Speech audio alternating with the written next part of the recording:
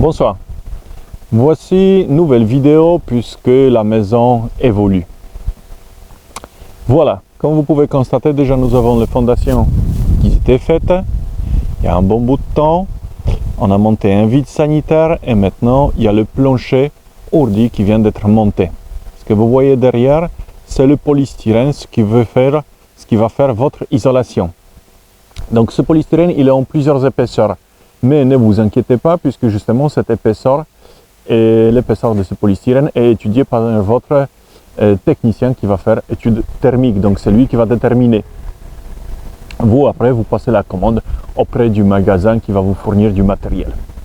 Sur le polystyrène sera fait prochainement le ferraillage, l'assemblage de l'ensemble, renforcement, puisque par-dessus on va couler le béton, mais on ne peut pas le couler comme ça, puisque sinon ça ne va pas tenir.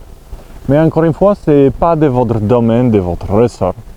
Vous commandez que le matériel si vous gérez vous-même la construction.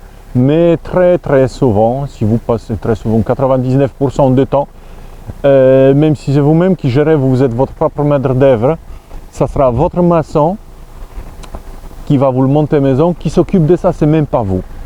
Donc, mais c'est bien de savoir. Par contre, ce qui est très important à faire pendant cette étape et juste avant de monter tout ce polystyrène, il faut le souligner, il faut le préciser aussi dans vos devis, dans vos contrats, dans vos facturations avec la personne qui va vous monter la maison, c'est qu'elle s'occupe aussi de sortir toutes vos canalisations et alimentations, l'électricité, l'eau, le gaz, les canalisations, les évacuations des WC, les évacuations des douches, etc.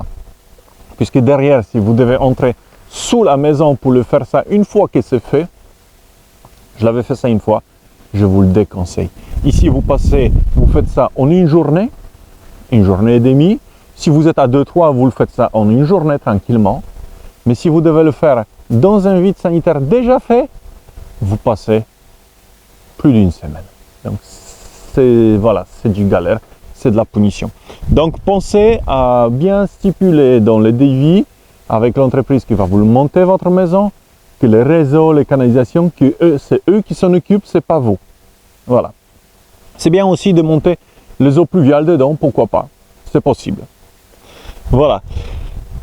Un conseil important, si vous-même vous faites votre électricité, qui est très possible aussi, puisque aujourd'hui il y a un système qu'on appelle pieuvre, pensez au moment que votre vide sanitaire est encore ouvert, déplanter les piquets de terre quand c'est encore ouvert, puisque c'est facile. Parce qu'après, si vous devez faire vos piquets de terre à l'extérieur, les tirer là-bas pour sortir à côté du tableau électrique, ça devient encore du galère. Donc, pour se faciliter la vie, faites certaines choses en amont.